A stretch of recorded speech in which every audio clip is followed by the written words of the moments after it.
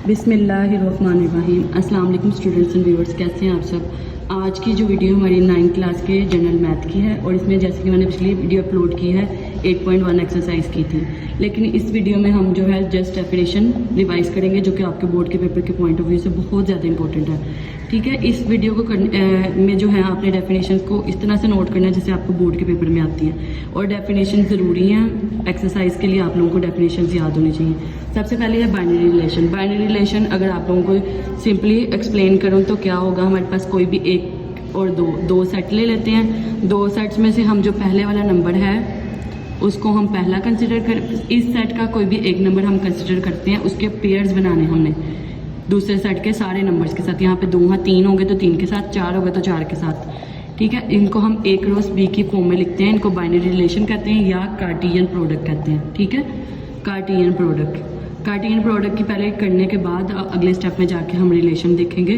क्या कह रहा है हमें कि हमने एक ऐसा सेट बनाना है, बाइनरी रिलेशन या कार्टियन प्रोडक्ट एक ऐसा सेट बनाना है हमने जिसमें ए का हमने एक नंबर लेना है और बी के साथ हमने बारी बारी क्या करना है, मल्टीप्लाई करना है। और मल्टीप्लाई करने का मतलब भी हमने मल्टीप्लाई कर देना, हमने जस्ट ऑर्डर्ड पेयर ये होता है कि हमने ब्रैकेट बना के इसको लिख दिया। पहले 1 लिया है और 3 के साथ, फिर 1 को 4। इसमें क्या किया, हमने 1 को 3 और 4 के साथ लिखा, फिर 2 को लिखा 3 और 4 के साथ, तो ब्रैकेट क्लोज कर दिया। ये इसको हम कह रहे हैं कार्टियन प्रोडक्ट। ये हमारी कार्टियन प्रोडक्ट होगी फ्रॉम ए टू बी। यहाँ तक हमारा क्या बन जाएगा, ए से बी तक एक कार्टियन प्रोडक्ट की डेफिनेशन। अब इसके अंदर जो एलिमेंट्स आ रहे होते हैं इनको क्या कहते हैं, ऑर्डर पेयर। यहाँ पे ऑर्डर पेयर की डेफिनेशन आपकी बन जाएगी। ठीक है, इसको अपने नोट्स की तरह बना लेना ताकि आपको याद करने में ईजी हो। उसके बाद क्या है, रिलेशन क्या है। रिलेशन क्या है, जो हमने कार्टियन प्रोडक्ट बनाया इसमें से कोई से 1, 2 या 3 ऑर्डर पेयर इकट्ठे करके लिख लेने हैं और उन पर कोई रूल लगा दें। जैसे कि हमने R1 इसी का बनाया है, पहली वाली वैल्यू लिख दी है।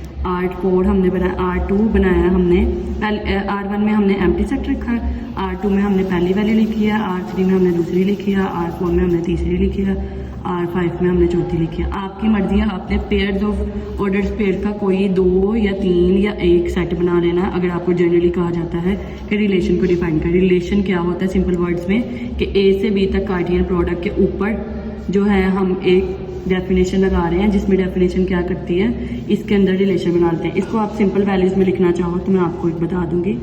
रिलेशन जो होता है वो सबसेट होता है ए क्रॉस बी का। या आप 8th क्लास में पढ़ के आए हो कि आर क्या होगा, रिलेशन जितने भी हैं वो सारे क्या होंगे, इसके छोटे छोटे सबसेट होंगे। और सबसेट जब हम बनाते थे क्या करते थे, पहले एम्प्टी सेट बनाते थे, फिर ए बनाते थे, फिर बी बनाते थे, अगर आप लोगों को याद हो, फिर सी बनाते थे, फिर A B, A C, B C, इस तरह से करके हम बनाते थे। उनका क्या करते थे, ये हम लोगों ने एक बनाया है सबसेट। ये सबसेट में से कुछ सबसेट ले लें, वो रिलेशन में चले जाएंगे। जो पहली वैल्यू आएंगी, पहली वैल्यू वो क्या होगी, डोमेन। जो दूसरी वैल्यू क्या आ जाएगी, रेंज। ठीक है, इन्होंने एग्जांपल्स दी हुई है। R1 की क्या है, ये आप लोगों ने जस्ट डेफिनेशन याद करनी और आपको पता होना चाहिए कि डोमेन रेंज क्या होता है। अब उसके बाद जो है मेन हमारा है टॉपिक फंक्शन। फंक्शन क्या होते हैं, फंक्शन के लिए 2 डेफिनेशन आप लोगों ने याद करनी है। थोड़ा मैं आपको समझा देती हूँ अपने तरीके से।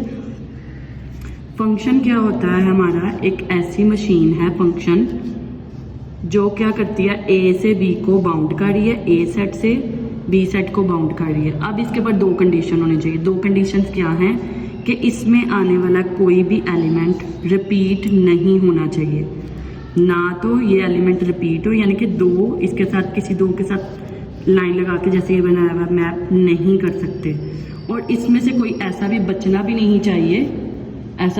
नहीं चाहिए जो कि क्या हो, इसमें हमारा बच्चे, जैसे कि मैं बताती हूँ आपको,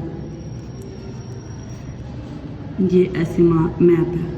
अब यहाँ वाली वैल्यू ऐसे रिपीट भी हो सकती हैं, A B C D E, यहाँ वाली वैल्यूज रिपीट भी हो सकती हैं, लेकिन यहाँ वाली वैल्यू एक के साथ एक मैप होगी। यहाँ से ना तो कोई बचनी चाहिए और ना ही रिपीट होनी चाहिए। अब डेफिनेशन की तरफ चलते हैं। डोमेन ऑफ एफ क्या होनी चाहिए, ए, यानी कि ए का सारे के सारे एलिमेंट यूज होने चाहिए। There should be no repetition, कोई भी रिपीट नहीं होनी चाहिए। In the first element of the order pair contained in the F के अंदर जो कंटेन करते हैं उसके अंदर कोई भी ऑर्डर पेयर में यहाँ पर कोई भी रिपीट नहीं होनी चाहिए, ये वाला। ठीक है, अब इसके एग्जांपल्स देखने से पहले, एग्जांपल्स आप लोग बाद में करिएगा, मैं आप लोगों को डेफिनेशन पहले समझा देती हूँ। इसके लिए आप लोगों को मैं एक सिंपल वर्ड्स में समझाऊंगी। फंक्शन की डेफिनेशन हमने क्या पढ़ी है कि हमारे पास कोई भी एक ऐसी मशीन है फंक्शन जो उसके ए से बी तक मैप कर रही है नंबर्स को। यहाँ से ना तो कोई एलिमेंट बचना चाहिए मैप हुए बगैर, ना तो रिपीट होना चाहिए। यहाँ से बच भी सकता है और यहाँ से रिपीट भी हो सकता है। ठीक है, अब हम पढ़ेंगे इनटू फंक्शन।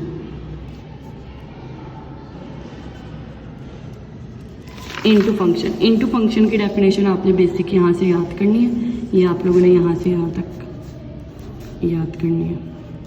ठीक है, इनटू फंक्शन हमें क्या कह रहा है कि लाजमी तौर पे b की कोई ना कोई वैल्यू बचनी चाहिए। इनटू फंक्शन हमें कह रहा है b की वैल्यू कोई भी लाजमी तौर पर बचनी चाहिए। एक भी बच जाए, दो बच जाए, इसकी लाजमी तौर पर बचनी चाहिए। ठीक है, ये आप लोगों ने सारी डेफिनेशन कंपेयर करके याद करोगे तो फिर इजी हो जाएगा। अब दूसरी वाली डेफिनेशन पे जाएं हम आगे। डेफिनेशन क्या है हमारे पास, अगली डेफिनेशन पे आ जाओ।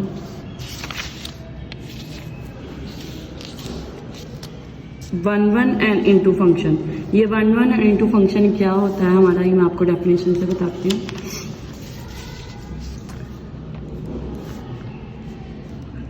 यहाँ की हर वैल्यू जो है एक के साथ ही, वन वैल्यू वन के साथ मैप होनी चाहिए और इनटू फंक्शन की डेफिनेशन के मुताबिक कोई ना कोई यहाँ पे वैल्यू बचनी चाहिए।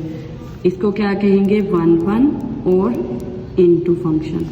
इनटू फंक्शन क्या कह रहा है हमारा कि यहाँ पे लाजमी तौर पे कोई वैल्यू बचनी चाहिए, और वन वन इनटू फंक्शन हमें ये कह रहा है कि इसकी हर वैल्यू एक ही के साथ मैप होनी चाहिए, यानी कि यहाँ से भी रिपीटेशन नहीं होनी चाहिए। और इनटू फंक्शन क्या कह रहे हैं, कोई लाजमी तौर पे बचनी चाहिए। ठीक है, उसके बाद है onto value, onto definition. Onto definition हमें क्या कह रही है, ना तो हमारी यहाँ से कोई वैल्यू बचे, ये तो बच ही नहीं सकती ना फंक्शन की डेफिनेशन के मुताबिक, और ना ही हमारी यहाँ से वैल्यू बचे। ठीक है, ये क्या होता है हमारा ऑन टू फंक्शन। ठीक है, ऑन टू फंक्शन की डेफिनेशन आप लोगों ने यहाँ से कर लें, फिर अब यहाँ से भी हम पढ़ेंगे डेफिनेशन आप लोगों ने, इसको सब्जेक्टिव फंक्शन भी कहते हैं, ये भी आप लोगों ने कर लेनी है। उसके बाद हम पढ़ने लगे हैं one one and onto इकट्ठा फंक्शन, इसको कहते हैं बाइजेक्टिव का मतलब है दो तरह का फंक्शन। ठीक है, इसकी डेफिनेशन क्या कहती है हमें कि अगर हमारे पास वन वन और ऑन टू की डेफिनेशन इकट्ठी आ जाए तो वो हम क्या कहेंगे, बाइजेक्टिव फंक्शन है। वन वन की डेफिनेशन क्या है कि कोई भी वैल्यू जो है वो, कोई भी वैल्यू रिपीट नहीं होनी चाहिए, ना यहाँ ना यहाँ। लेकिन ऑन टू की फंक्शन की डेफिनेशन क्या कह रही है, यहाँ तो हमारी ना रिपीट हो सकती ना बच सकती। सारी डेफिनेशन जो है वो सेट बी पे बेस करती हैं। ए वाला जो है वो तो हमारा लाजमी तौर पे सारी यूज़ भी होनी है और सारी वन वन भी आएगा। ठीक है, तो ये डेफिनेशन जो है ये हमारी इस पे बेस कर रही है कि क्या होगा, वन वन एक वैल्यू एक से ही मैप करे और ऑन टू क्या यहाँ पर कोई बच्चे भी ना। ठीक है, अब हम थोड़ी सी डेफिनेशन रिपीट करते हैं। इनटू फंक्शन में क्या था, लाजमी तौर पे बचना चाहिए। Onto one one into में क्या था, एक से मैप हो लेकिन कोई ना कोई लाजमी बचे। ऑन टू फंक्शन क्या कह रहा है, यहाँ से रिपीट हो या ना हो लेकिन यहाँ पर भी कोई भी वैल्यू बचनी नहीं चाहिए। अब वन वन ऑन टू जो कि बाइजेक्टिव फंक्शन है, ये क्या कह रहा है हमारा, एक वैल्यू एक से ही मैप हो और यहाँ पे भी कोई बचे ना। सारी डेफिनेशन इस बी की वैल्यूज पे मैप करती हैं, बेस करती हैं। ठीक है, तो ये आप लोगों ने बुक से कहाँ से करनी है, ये भी मैं आपको बता रही थी, ये मैंने आपको समझा दिया। फंक्शन की डेफिनेशन आपने बोर्ड के पेपर में याद रखना है, पॉइंट में कोई नंबर नहीं मिलता आपको, या तो एक नंबर आपको मिलेगा या तो आपको दो नंबर मिलेंगे, 1.5 नहीं आ सकता। अब एक नंबर डेफिनेशन का है, ये क्लास में मैं बहुत दफ़ा बता चुकी हूँ, जिन बच्चों को नहीं पता है, जो मेरे यूट्यूब के व्यूअर्स हैं उनके लिए मैं बता रही हूँ कि एक नंबर की आपको डेफिनेशन आएगी और एक नंबर की आपने एग्जाम्पल लाजमी देनी है। अगर जस्ट आपने डेफिनेशन लिखी है तो पेपर में सिर्फ आपको एक नंबर मिलेगा। ठीक है, पूरा का पूरा एक नंबर आपका कट जाएगा वहाँ से। आपने ये डेफिनेशन लिखनी है, उसके साथ जो मैंने एग्जाम्पल्स बताई हैं वो भी लिख सकते हैं, ये वाले एग्जाम्पल्स भी याद कर सकते हैं। ये एग्जाम्पल्स याद करना मुश्किल है, आप डेफिनेशन को अच्छे तरीके से समझे और खुद से एग्जाम्पल्स बनाना सीखें। ठीक है, उसके बाद है ये वाला हमारे पास इनटू फंक्शन की डेफिनेशन क्या है, ये आपके पास बेसिक होती है। रेंज ऑफ एफ क्या होनी चाहिए, बी का सबसेट होनी चाहिए। और बी के इक्वल कभी नहीं है। रेंज का मतलब है कि ये वाली सारी वैल्यूज़ जो हैं, जो भी मैप होती हैं, वो रेंज में जाती हैं। अगर यहाँ से कोई भी वैल्यू जो है वो सारी की सारी रिपीट नहीं होनी चाहिए, लाजमी तौर पे बच जानी चाहिए। ठीक है, ये करना है आपने यहाँ तक। और इसके बाद है आपका इनटू और 1 1 फंक्शन में आपने डेफिनेशन करनी है। इसकी डेफिनेशन यहाँ से आएगी,